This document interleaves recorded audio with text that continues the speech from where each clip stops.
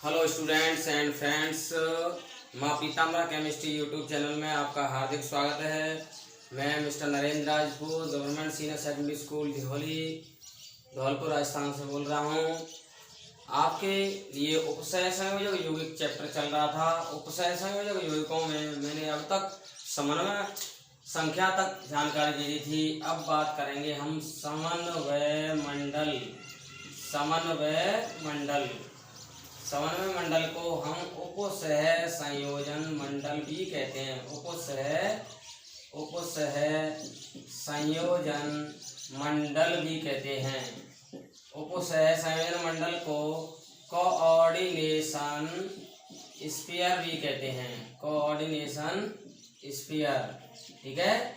ये उपसह संयोजन मंडल भी कहलाता है और इसका एक और नाम है समन्वय सत्ता या उपसह संयोजन सत्ता भी कहते हैं। उपसह संयोजन सत्ता भी कहते हैं। कोऑर्डिनेशन एंटिटी भी बोलते हैं इसको। क्या बोलते हैं? कोऑर्डिनेशन एंटिटी, ठीक है। जैसे कोई भी संकुल यौगिक है, उसमें CMI तथा उससे जुड़े हुए लिगेंडों को सबको एक वर्ग कोष्ठक में रखा जाता है, जिसे समन्वय मंडल कहते हैं। किसी संकुल यौगिक कॉम्प्लेक्स कंपाउंड संकुल यौगिक में CMI तथा उससे जुड़े लिगेंडों को एक वर्ग कोष्ठक, गुरु कोष्ठक, बड़े कोष्ठक में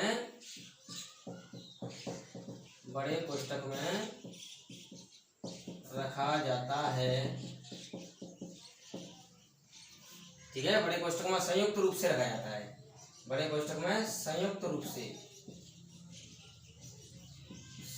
से रखा जाता है, उसे समन्वय मंडल कहते हैं। उसे क्या कहते हैं? समन्वय मंडल कहते हैं। इसे उपसह संयोजन मंडल भी कहते हैं। इसका उदाहरण देखेंगे, एग्जाम्पल, ठीक है। K4FeCN का होल 6, K4FeCN का होल 6 में यहाँ से लेकर के यहाँ तक ये समन्वय मंडल है। क्या है ये समन्वय मंडल है, ठीक है। और इस बड़े कोष्ठक में देखो, ये Fe क्या है? यहाँ CMI है, केंद्रीय धातु आयन, सेंट्रल मेटल आयन। और ये CN क्या है? यहाँ ये CN ये लिगेंड है। ये CN क्या है? लिगेंड। और इनकी लिगेंड की संख्या कितनी है? 6। इन सबको संयुक्त रूप से एक बड़े कोष्ठक में, वर्ग कोष्ठक में रखा जाता है। इसको ही समन्वय मंडल कहते हैं, ओके। ऐसे ही दूसरा उदाहरण आप देखें, CuEN का होल ट्वाइस SO4। तो यहाँ से यहाँ तक ये क्या है? समन्वय मंडल है। क्या है? समन्वय मंडल, ओके। अब समन्वय मंडल के बाहर जो विपरीत आयन है, उनको हम आयनित मंडल कहेंगे। क्या कहेंगे? आयनित मंडल या प्रति आयन कहेंगे, या फिर प्रति आयन कहेंगे। इसको आयनित मंडल या प्रति आयन कहते हैं। तो अब ध्यान रखें, जब इस K4 को यहाँ से हटा दें तो देखो ये बन जाएगा FeCN का होल 6 बड़े कोष्ठक के ऊपर देखो 4 पोटेशियम धनावेश को हटाएंगे तो 4-, ठीक है। ये समन्वय सत्ता भी कह सकते हैं। इसको क्या कह सकते हैं? समन्वय सत्ता, ठीक है। हालांकि इसको भी समन्वय सत्ता भी बोल सकते हैं, और आयनिक स्थिति जो संकुल आयन की है उसको भी समन्वय सत्ता बोल सकते हैं, उपसह संयोजन सत्ता भी बोल सकते हैं, यहाँ से यहाँ तक, ओके। तो आपको समन्वय मंडल के बारे में जानकारी मिली होगी। कोऑर्डिनेशन स्फीयर क्या है? किसी संकुल यौगिक में CMI तथा उससे जुड़े हुए लिगेंडों को वर्ग कोष्ठक में रखा जाता है, okay. CMI/CMA and its attached ligands are combined to keep in square bracket which is called coordination sphere. ठीक है, और ये कोऑर्डिनेशन स्फीयर आपको समझ में आ गया होगा। और आयनिक मंडल की परिभाषा हम देखेंगे तो क्या होगा, किसी समतुल्य यौगिक में समन्वय मंडल के बाहर उपस्थित विपरीत आयन क्या कहलाते हैं, आयनिक मंडल कहलाते हैं। आयनिक मंडल को हम आयनोस्फीयर, इसको आयनोस्फीयर कह सकते हैं, आयनो या आयनिक स्फीयर कह सकते हैं, आयनिक स्फीयर। ठीक है, और इसको हम प्रति आयन भी कह सकते हैं। प्रति आयन का मतलब एंटी आयन, एंटी आयन, इसको प्रति आयन भी कह सकते हैं। तो किसी समतुल्य यौगिक में, किसी समतुल्य यौगिक में समन्वय मंडल के बाहर उपस्थित आयनों के समूह को आयनिक मंडल कहते हैं। क्या कहते हैं, आयनिक मंडल कहते हैं। इन्हें प्रति आयन भी कहते हैं। और ये इनको जल में घुलने पर ये स्वतंत्र हो जाते हैं। इन्हें जल में घुलने पर स्वतंत्र हो जाते हैं। ये आयनिक मंडल के जितने भी आयन होंगे वो जल में घुल करके क्या हो जाएंगे, स्वतंत्र हो जाएंगे। जो अभी मैंने बताया था K4FeCl का होल 6, यहाँ देखो ये K4 है, ये आयनिक मंडल है। क्या ये आयनिक मंडल है, और इसको हम जल में घुलेंगे तो ये स्वतंत्र हो जाएंगे। ठीक है, जब इसको जल में घुल देंगे तो 4 पोटेशियम आयन प्राप्त होंगे F+। ठीक है, और FeCl का होल 6 बड़ा कोष्ठक के ऊपर 4-। तो ये चारों जलीय आयन ये जल में क्या हो गए, जल में स्वतंत्र हो गए। जो आयनिक मंडल के ये चारों भाग पोटेशियम के थे वो जल में क्या हो गए, स्वतंत्र। और ये जो है समन्वय मंडल या समन्वय सत्ता के भीतर जो CMI और से जुड़े हुए लिगेंड है ये स्वतंत्र नहीं होंगे, क्योंकि ये लिगेंड और CMI से उपसहसंबंध बंध से जुड़े हुए हैं। तो समन्वय मंडल के भीतर जो समूह हैं CMI, CMA तथा लिगेंड वो उपसहसंबंध बंध से जुड़े होते हैं, वो फ्री नहीं होते। लेकिन आयनिक मंडल के जो आयन है वो जल में स्वतंत्र हो जाते हैं। ओके, ऐसे दूसरा एग्जांपल जो हमने दिया था CuEn का होल 2 SO4, इसमें जो SO4 है वो क्या है, आयनिक मंडल है। ये क्या है, आयनिक मंडल है, आयनिक मंडल। इसको हम जल में घोल देंगे तो ये भी स्वतंत्र हो जाएगा। क्या हो जाएगा, स्वतंत्र। CuEn का होल 2। ठीक है, इसके ऊपर 2+ F+, और सल्फेट आयन SO4 के ऊपर 2- F+, ये भी स्वतंत्र हो गया। क्या हो गया, स्वतंत्र आयन दे रहा है सल्फेट आयन। लेकिन ये जो समन्वय मंडल है, समन्वय मंडल के भीतर जो आयन है ये समन्वय मंडल या उपसहयोग सत्ता वाले ये स्वतंत्र नहीं होंगे। ये अपने आयन भीतर के CMI और उससे जुड़े हुए लिगेंड ये स्वतंत्र नहीं हो पाएंगे। ठीक है, इसको हम समन्वय सत्ता भी कह सकते हैं, समन्वय सत्ता या उपसहयोग सत्ता भी कह सकते हैं। Cu तथा उससे जुड़े हुए लिगेंड ये भीतर के वाले ये स्वतंत्र नहीं होंगे, क्योंकि ये उपसंबंध से जुड़े हैं। जबकि बाहर वाले जो आयनिक समूह है सल्फेट ऋणायन ये स्वतंत्र हो जाएंगे। ठीक है, अब आपको पता है कि 2 से 2 कट जाएगा तो क्रॉस मल्टीप्लाई कराएंगे तो ये यौगिक बन जाएगा। ठीक है, और देखो इसमें K+ और 4- ये यहाँ ये 4 इधर आएगा और प्लस का 1 इधर आएगा तो ये बन जाएगा K4FeCl का होल 6। ओके, तो ये हो गया आयनिक मंडल। अब हम बात करते हैं कि समतुल्य यौगिकों में केंद्रीय परमाणु की ऑक्सीकरण अवस्था ज्ञात करना। समतुल्य यौगिकों में केंद्रीय धातु, केंद्रीय धातु परमाणु हो या आयन की ऑक्सीकरण अवस्था ज्ञात करना।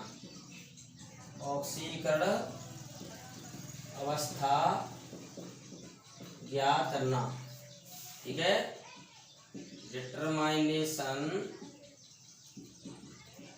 ऑफ ऑक्सीडेशन नंबर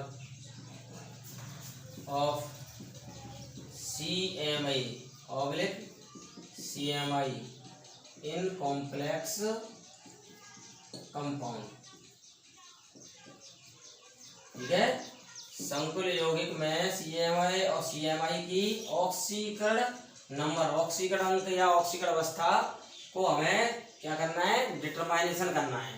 ठीक है, तो देखो मैं एक एग्जांपल आपको लेकर के चलता हूँ। अभी सभी सा एग्जांपल दिया था K4FeCN का होल 6, इसको हम पोटेशियम फेरोसाइनाइड कहते हैं। क्या कहते हैं, पोटेशियम फेरोसाइनाइड, पोटेशियम फेरोसाइनाइड कहते हैं। ठीक है, इस पोटेशियम फेरोसाइनाइड में इस Fe की ऑक्सीकरण अवस्था निकालनी है, तो इस Fe को X मान लेंगे। क्या मान लेंगे, X। और इससे आगे CN कितने जुड़े हुए हैं, 6, और एक CN पर कितना आवेश होता है, माइनस का 1 होता है, तो 6 पर कितना हो गया, 6 गुणा -1। ठीक है, और इससे पहले पोटेशियम कितने जुड़े हैं, 4, और एक पोटेशियम पर कितना आवेश होता है, 1 प्लस होता है, तो 4 पोटेशियम पर कितना होगा, 4 गुणा +1 प्लस सबका बीजी योग किसी भी संकुल यौगिक में देखेंगे तो इस पूरे संकुल यौगिक में सबका बीजी योग देखेंगे तो इसके ऊपर कोई आवेश नहीं है, तो 0 हो जाएगा। क्या हो जाएगा, 0। 4 पोटेशियम पर देखा, एक पोटेशियम में 1+1, एक आवेश हो गया +1, Fe को X मान लिया, CN के कितने हो गए, 6, एक CN पर -1, सबका बीजी योग बराबर 0। ये पूरे संकुल यौगिक पर कोई आवेश नहीं है तो बराबर 0 कर दिया, सबका बीजी योग एल्जेब्रिक सम। अब इसको सॉल्व करते हैं, 4 × +1 4 हो गया X, 6 × -1 -6 हो गया, सबका बीजी योग 0। अब इसको +4 में से -6 जाएंगे तो -2 आ जाएंगे, तो X -2 बराबर 0, तो X बराबर यहाँ 2।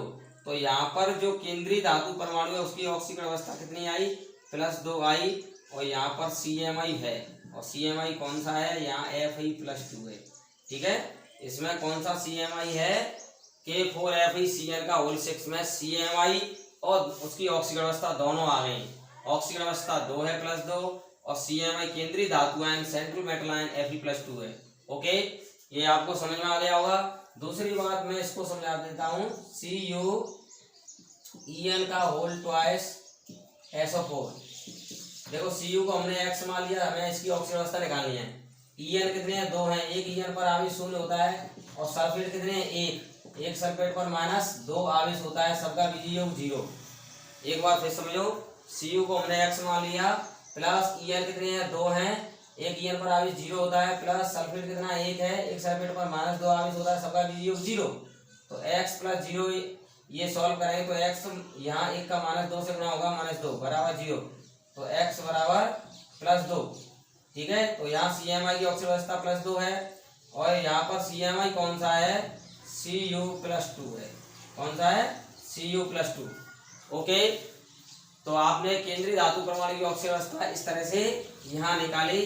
अब देखते हैं कि NiCO का होल 4 इस वाले संकुल यौगिक में देखते हैं कि Ni की ऑक्सीकरण अवस्था क्या है। Ni को हमने X मान लिया, यहाँ कार्बोनिल लिगेंड के 4 हैं, CO यहाँ कार्बोनिल लिगेंड है, CO क्या है, कार्बोनिल लिगेंड, और कार्बोनिल लिगेंड पर आवेश क्या होता है, 0 होता है, तो 4 × 0 सबका बीजी योग क्या होगा, 0, तो X बराबर 0 हो जाएगा। तो यहाँ CMA केंद्रीय धातु परमाणु है, सेंट्रल मेटल एटम, और वहाँ ये CMA Ni है। क्या है यहाँ, Ni। ओके, तो इस तरह से यहाँ ऑक्सीकरण अवस्था 0 आई और CMA Ni आया। ऐसे ही FeCO का होल 5, यहाँ देखिए, यहाँ Fe को X मान लिया, और 5 कार्बोनिल है, एक पर आवेश 0 है, सबका बीजी योग 0, तो X बराबर 0 आ जाएगा, और यहाँ CMA सेंट्रल मेटल एटम क्या होगा, Fe होगा। क्या होगा, Fe। ओके, तो ये आपको समझ में आ गया होगा इसके लिए भी। ओके, तो इसमें इन दोनों में CMA सेंट्रल मेटल एटम है। क्या है, सेंट्रल मेटल एटम। अब बात करते हैं NiCl4 के ऊपर 2-, इसमें Ni की ऑक्सीकरण अवस्था निकालनी है। ये संकुल आयन है, तो संकुल आयन में Ni को हम X मान लेंगे, और Cl कितनी है, 4 है, एक Cl पर -1 होता है आवेश, सबका बीजी योग, उसके ऊपर उपस्थित आवेश -2 हो जाएगा। उसके ऊपर उपस्थित आवेश कितना है, -2। इसको सॉल्व कर लेंगे तो X - 4 बराबर -2। ठीक है, ये -2 क्यों आया, यहाँ 0 क्यों नहीं आया, क्योंकि इसके ऊपर जो आवेश है ना वो बराबर में लिखा जाता है, ध्यान रखना। क्योंकि Ni और चारों Cl सबका आवेशों का बीजयोग इसके ऊपर उपस्थित आवेश के बराबर होता है।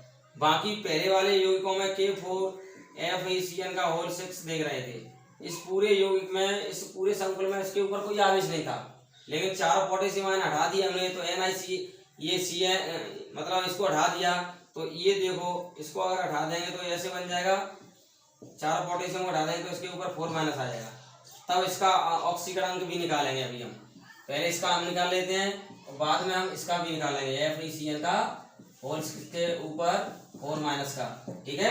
तो पहले इसका निकाल लेते हैं। Ni के x मान लिया, Cl कितने 4, 1 पर -1 सबका भी -2, x - 4 बराबर -2, तो x बराबर 4 में से 2 घटा देंगे तो कितना है 2, तो यहाँ जो CMI की ऑक्सीजन अवस्था है वो +2 है, और यहाँ पर CMI क्या है भैया, Ni+2 है, Ni क्या है +2। निकल कौन सी ऑक्सीकरण अवस्था में है, +2 ऑक्सीकरण अवस्था में। अब देखो यहाँ Fe को हमने x मान लिया, Cl कितने जुड़े हुए हैं यहाँ 6, 1 पर आवेश -1, सबका बीजयोग -2, सबका बीजयोग -4 है, तो x - 6 बराबर -4, तो x -6 को उधर ले जाएंगे तो x बराबर 6 में से 4 जाएगा तो कितने आ जाएंगे +2, तो यहाँ x बराबर +2 है, यहाँ पर CMI क्या है Fe+3 है, क्या है Fe+3, ओके समझ में आ रहा है। लेकिन अगर हम इसको ऐसे निकालते तो इसमें चारों पोटेशियम के ऑक्सीकरण मतलब आवेश और +x और 6 Cn का आवेश सबका बीजयोग बराबर 0 कर दे, क्योंकि इसके ऊपर कोई आवेश नहीं है। लेकिन इसमें देखेंगे तो Ni को हमने x लिख लिया, चारों Cl का आवेश लिख लिया, सबका बीजयोग -2 किया, क्योंकि इसके ऊपर जो उपस्थित आवेश है वो बराबर रख लेते हैं, ओके। तो ये आपको वीडियो समझ में आ रहा होगा। और इन यौगिकों की, संकुल यौगिकों की केंद्रीय परमाणु की ऑक्सीजन अवस्था ज्ञात करनी है। ये मैं आपको क्वेश्चन देता हूं, निम्न में CMI सेंट्रल मेटल एटम केंद्रीय धातु परमाणु, CMI सेंट्रल मेटल आयन की ऑक्सीकरण अवस्था या ऑक्सीकरण अंक, ऑक्सीडेशन स्टेट या ऑक्सीडेशन नंबर ज्ञात करो, ठीक है। नंबर 1 Na2FeCN का होल 5 NO+, इसको कहते हैं सोडियम नाइट्रोप्रोसाइड,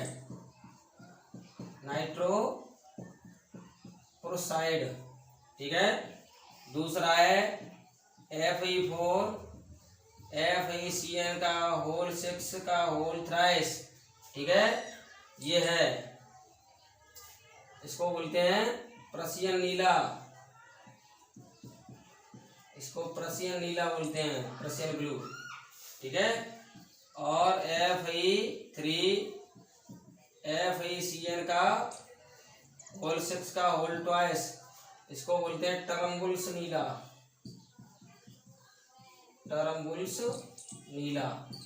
ओके। इसमें Fe की निकालनी है, यहाँ Fe की निकालनी है, यहाँ Fe की निकालनी है। और चौथा है K3FeOX का होल थ्राइस, यहाँ भी Fe की निकालनी है। पांचवा K2HgI4 में Hg की निकालनी है, ठीक है। और छठवें में Na3FeCl6, Fe की जगह पर CO ले लेते हैं, तो यहाँ CO की निकालनी है। इनमें जो केंद्रीय धातु परमाणु हैं, केंद्रीय धातु आयन हैं, उनकी सबकी ऑक्सीकरण अवस्था निकालनी है, ओके। और इसको आप सॉल्व करके मुझे बताएंगे। मेरे मोबाइल नंबर 9664011568, इस मोबाइल नंबर पर आप व्हाट्सएप करके अपना इसका आंसर देंगे। केंद्रीय धातु परमाणु, केंद्रीय धातु आयनों की ऑक्सीजन अवस्था निकालेंगे, ओके। ये मेरा नंबर है, नरेंद्र राजपूत सर का ये नंबर है। ये वीडियो आपको अच्छी लगी हो तो इस वीडियो को like, comment, share and subscribe करना। मेहनत आपको करनी है, सहयोग हम करेंगे, ओके। मेहनत कीजिए और इस चैनल को सब्सक्राइब करिए ताकि अगला नोटिफिकेशन आपके पास होते आ जाए। ओके।